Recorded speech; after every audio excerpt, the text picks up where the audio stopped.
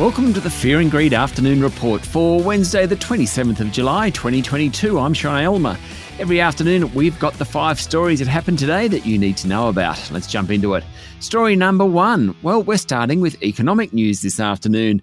Inflation jumped by 6.1% in the 12 months to the end of June this year, with fuel prices and home building costs leading the way. It was the biggest annual rise since the introduction of the GST back in 2000 and follows a 5.1% jump the month before.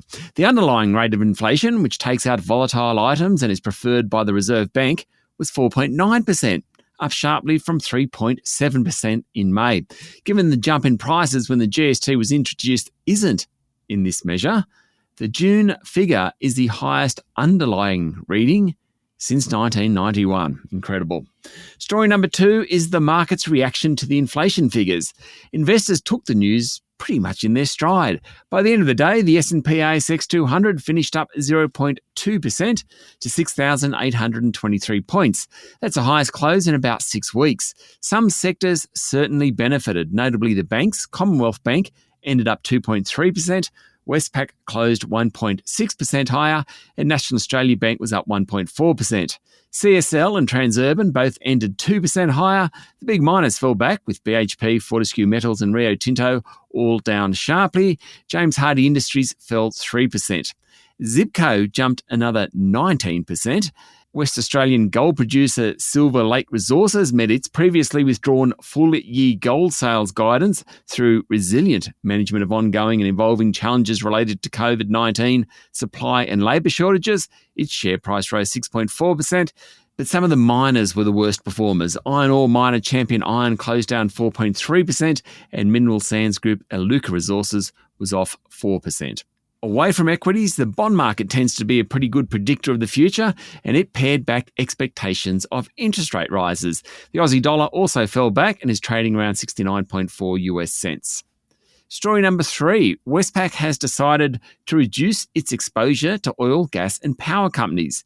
CEO Peter King said the bank will balance energy security against its stricter lending standards for oil and gas.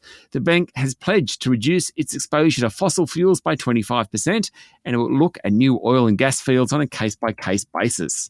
Story number 4, Regional Express's share price rose 2.5% today after receiving pre-assessment clearance from the competition regulator for a fly-in, fly-out business. The Australian Competition and Consumer Commission doesn't want to conduct a public review of the $48 million purchase of Cobham's FIFO business. It's called National Jet Express. Good news for Rex. And story number 5, the International Monetary Fund has significantly downgraded its outlook for the global economy for the second time in just 3 months as inflation and rapidly rising interest rates slow activity. The IMF forecasts growth of just 3.2% this year and 2.9% next year. The slowdown largely reflects changes in activity in the United States, China and the Eurozone. Rising food and energy prices also prompted an upward revision to the global inflation outlook, with price growth expected to reach 6.6% in advanced economies, up almost a full percentage point. Local Treasurer Jim Chalmers used the IMF World Economic Update to warn that the international economy was entering a difficult phase. That's it for the afternoon report for Wednesday, the 27th of July, 2022. Don't forget to hit follow on the podcast and find Fear and Greed on LinkedIn, Twitter and Facebook. Join Michael Thompson and I tomorrow morning for the Fast 5 by Fear and Greed, the top 5 business stories you need to know in just 5 minutes. I'm Sean Aylmer. Enjoy your evening.